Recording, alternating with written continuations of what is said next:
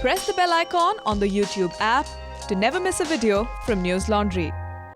What makes our democracy work? मतदान, भगवान, subsidy, opportunity, बलिदान, सम्मान, आजादी, गुस्ताखी, गौ माता, मेरा खाता, revolution, evolution, fusion, Consti-tuition. Hello, I'm Meghnad and you're watching Consti-tuition, where we wonder out loud, क्या आपकी democracy में नमक है? Oh, you're back.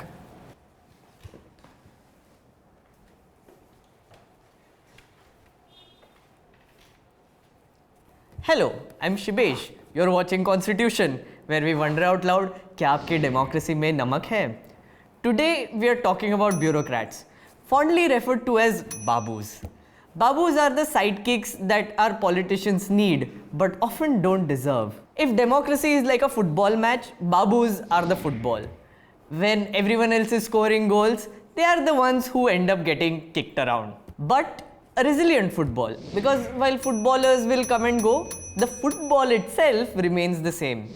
So save your sympathy, because it's a football that trips up even the most well-meaning of players.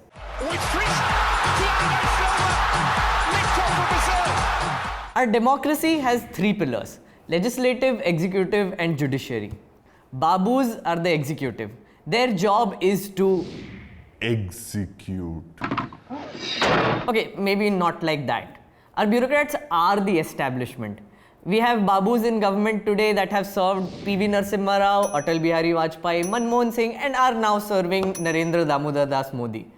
They are the people who ensure perpetuity in government and are supposed to ensure that the group of leaders in power think long term, not short term for political gains.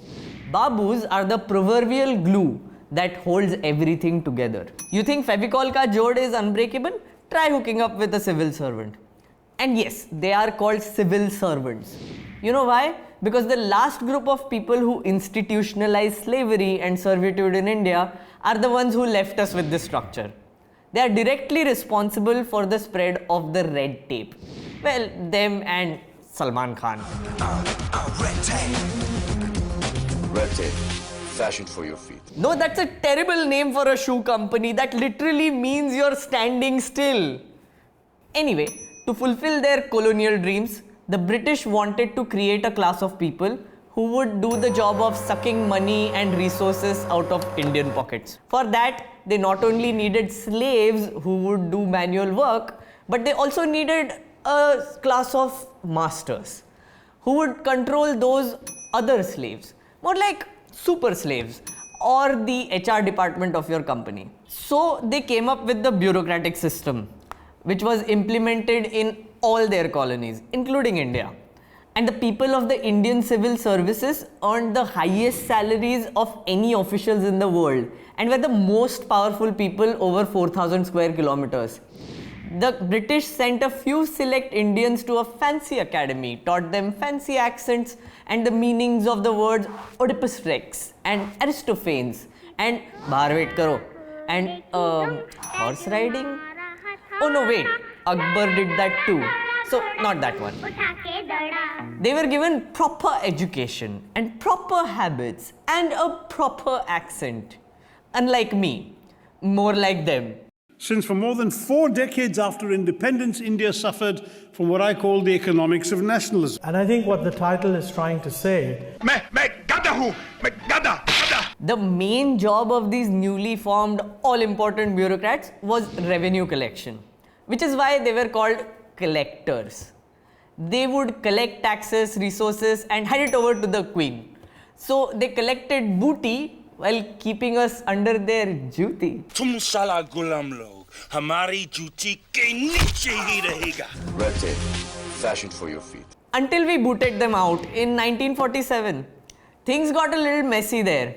There was a vacuum created and nobody really had any idea how to run India. Back then, India was just an insane concept. Once the British up and left, the whole world went, a country with million people who speak hundreds of languages and eat sambar rice like this? And they drink lassis like this? These guys will never coexist. Give me a break. Not happening. The makers of our constitution, the book, not our show, created this ever-evolving document which talks about how our country is governed. But they happened to copy a lot of things from the British way of things. Our Gora overlords were replaced by elected overlords. The bureaucracy, well, in true Indian fashion, the body changed, but the soul remained the same. हम और तुम ये शरीर नहीं हैं, हम तो इन शरीर के अंदर रहने वाली आत्माएं हैं। ये शरीर तो केवल हमारे रथ हैं, हम उसके स्वामी हैं। By their very nature, Babus are trained to listen to orders, note them down, and execute them in the best possible way. They are supposed to bow before the will of the people, which is supposed to come to them via the elected government. But what happens if Babus don't listen to ministers? You're fired! You're fired! No, they don't get fired. They get transferred.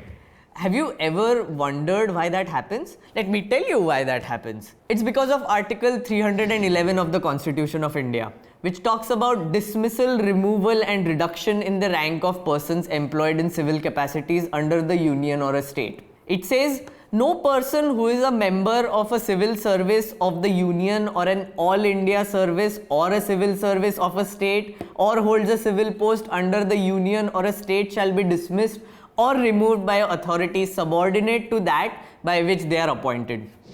Bureaucrats can only be removed on criminal charges or for indulging in corruption after an inquiry is conducted at the highest levels. This protection is so strong that it may take years for a bureaucrat to be removed after he or she has been charged. For example, former UP Secretary Neera Yadav, year of scam 1994, CBI probe 1998, conviction by Supreme Court 2017. Meanwhile, in 2008, she took voluntary retirement, also known as Kya Ukhad Loge Be? It took 24 years, and Alia Bhatt to send her to prison for 3 years, also known as the amount of time the song Saturday Saturday stays in your head.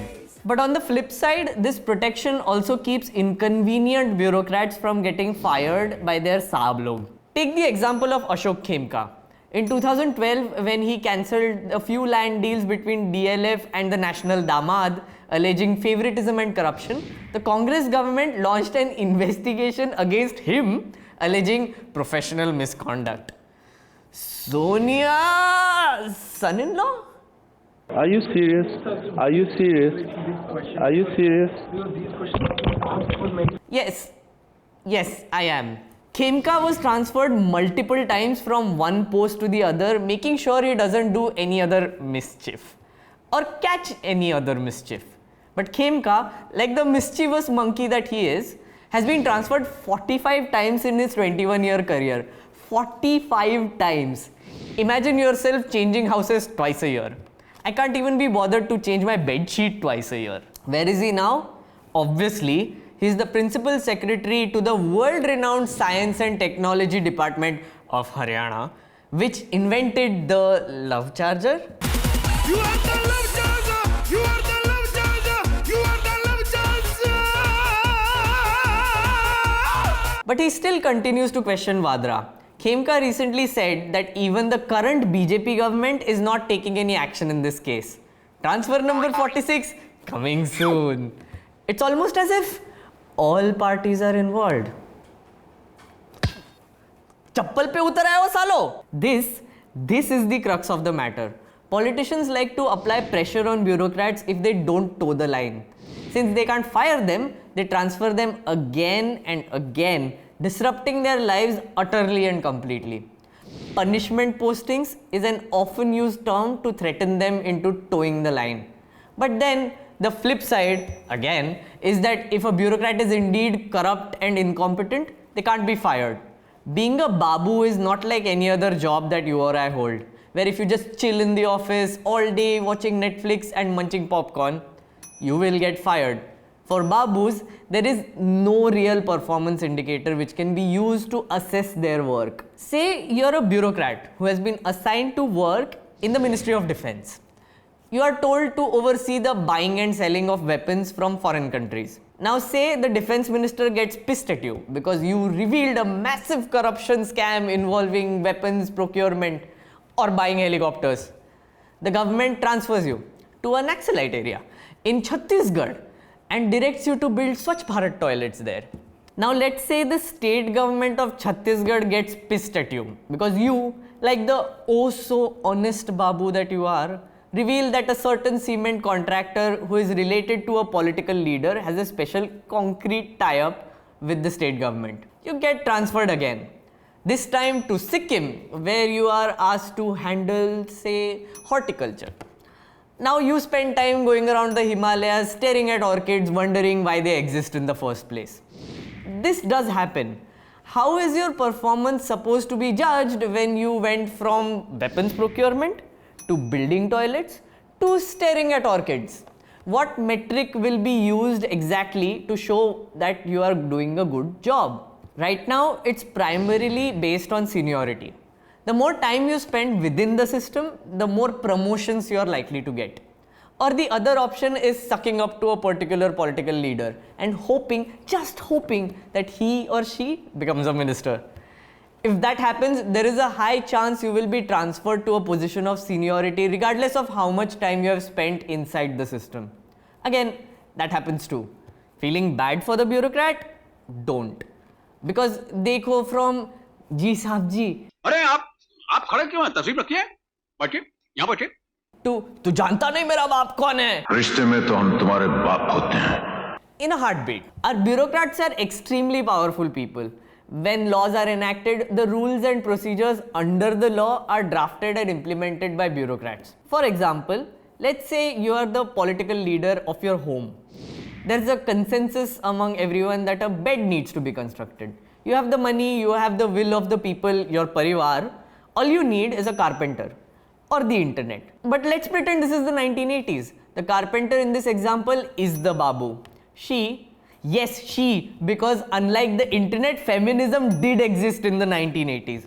Anyway, on the instruction of the minister, she will come up with all the measurements, tell you what kind of wood you need, and set about executing your crazy ideas. Now suppose she goes ahead, gets shitty wood, overcharges you, screws up in the design and says, this is what you wanted all along, Mantri ji. Here's the thing, Babus are meant to serve as the arms, not the head, per se. They're supposed to work on the policies that are decided by the politicians. But is it always the case? Well, even the slightest glance around you will tell you that Babus, however innocently they would like to portray themselves, are not really blameless. Too often corrupt middlemen get away scot-free, and it is the innocent politician that gets caught in the middle. If the carpenter told you she was getting one kind of wood and got another, who are you going to blame? Under the British, all the Babu ever did was collect revenues. They had one job and they did it well, as evidenced by the Kohinoor not being in our country. The modern Babu is more than that, as we have been told by 3 different Uncle Bens in 3 different Spider-Man movies. With great power comes great responsibility. With great power comes great responsibility. With great power comes great responsibility. There is a young officer right now probably sitting in the middle of a large rural hinterland dealing with everything from grants for a mountaineering expedition to procuring pesticides for GMO crops and negotiating with Naxals. But if the system is rotten, how long would it take for that young officer to start taking a bribe or two? You tell me. During demonetization, we heard countless stories of helpless district magistrates dealing with people who didn't have access to their money and couldn't understand why the all-powerful district magistrate was as helpless as them. In a system that doesn't reward ingenuity, the bureaucrats represent the establishment. The Central Vigilance Committee, the Central Bureau of Investigation, Comptroller and Auditor General, which are also full of bureaucrats, provide some degree of oversight.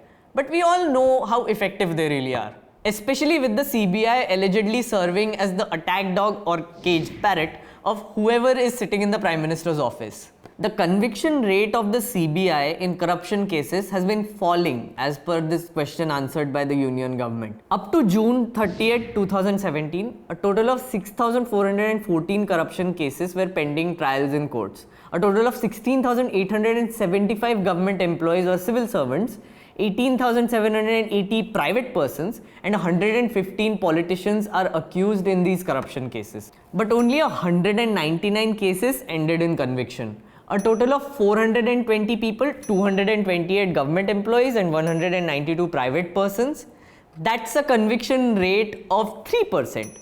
Sachin Tendulkar's Rajya Sabha attendance is better than that. To put the impact of CAG in perspective, it was you, the public, that forced the hand of the government in the Commonwealth Games scam. And corruption came to the fore. On the other hand, the CAG flagged many irregularities on the Gujarat State Petroleum Corporation over their bids exploring the Krishna Godavari basin for gas. There were as many as 5 reports, yet no one cared. Or the opposition parties were ineffective in highlighting this issue in Gujarat. Or the government was effective in hushing it all up. So the bureaucrat has immense power but can do very little with it depending on who is supporting them. The system in which they operate only cares about perpetuating its own existence. It's a bit like Skynet or Hydra, depending on whether you're an Avengers person or a Terminator person. So it does everything in its power to make young officers give up their honesty and integrity. But it's a system that draws its power from you, the people. The politicians in control of that system are those you elected. Right now, we have a country that is run by middlemen, petty bureaucrats and politicians who serve more as deal brokers rather than public servants. And idealistic bureaucrats get shunted from one irrelevant post to another. That's the real problem that needs solving. And only people who can solve this are those who know about this shit in the first place. Up until now, Babus have been doing whatever willy-nilly bullshit the government has been telling them to do. Build a toilet? Done. Cooperate with my latest scam? Done. Ganja phukne chale? Maybe. Some of them have been good people, doing good things and getting endlessly transferred for doing them. And all we have done for them is just looked away. Do these honest guys a favor. Look up district magistrates, divisional commissioners, joint secretaries who have been transferred frequently and send them a box of laddus. And no, laddus, not cash. We're talking about honest bureaucrats here. Because at one point in time, these bureaucrats remembered what the right thing was. And in case you're dealing with a dishonest one who is making your life miserable, here's what you can do. Nothing. Or file a complaint and wait for the next Alia Bhatt. And remember, policy is not funny, but the people definitely are. You've been watching Consti-tuition. On the next episode, TGIF. Till then, dismissed. Welcome, subscriber, to the other side of the paywall. If you are watching this, you have subscribed. Congratulations. And thank you so much for subscribing. Because I get paid now because of you. Anyway, this was the episode 7 of Consti-tuition, which was about the bureaucracy. Babus, as we call them fondly. This time the homework we are also keeping simple. The next 4 episodes we are going to give very simple homeworks actually. What you have to do is you have to go out there into the real world, I mean the internet world, and you have to tell us Babu tales. You have to tell us stories of how you interacted with the government, which is the bureaucracy, and what happened when you did that. Tell us good tales, tell us bad tales, crib about it, or just praise some of the Babus that you have interacted with. Possibly don't take names if you are cribbing about them. That will just help you more. And tweet with and share your comments with #BabuTales. Again, #BabuTales. Another resource we are providing this time is from the Department of Personnel and Training. It's basically a search engine where you can search your Babus, right? It's not a very updated database, to be fair. Do something. Google your district collector, find out who he or she is, and then just try putting in their name into this search engine and see what you find out. You'll probably see when they were transferred, what year they were transferred, and where they were transferred to. Again, I might remind you that it's not a very updated database, but still give it a shot. It might be a fun thing you might find about your own Babu. So again, tweet your tales, tell us your stories, #BabuTales. Also, thank you for subscribing. One thing you should do, and I hope you do, is find the trailer, the shorter episode on Facebook and tag 10 of your friends so that more people watch this episode and subscribe. And thank you again for subscribing so much. And I will see you in the next episode because you are behind the paywall now. Thank you. When advertisers pay, advertisers are served. When public pays, public is served. When advertisers pay, advertisers are served. यार याद कर लो. अब बोलें? Hi Constitution lovers. If you haven't noticed, the Constitution episodes have gone behind the paywall and it is only available to subscribers of News Laundry. At News Laundry, our subscribers keep us free from any advertiser pressure. It could be corporations, it could be governments. उसूल के हम इतने पक्के हैं कि हम अपने YouTube channels पर भी ad नहीं देते. That's because we want you to realize that you have to step up. So yes, go to www.newslaundry.com/subscription and subscribe to News Laundry. Especially you trolls, because अब troll करना है तो पूरा episode तो देखना पड़ेगा, right? अब मुफ्तखोरी छोड़ो और independent media को support करो. So when advertisers pay, advertisers are served, and when the public pays, the public is served. Subscribe to News Laundry. Get the full episodes of Constitution.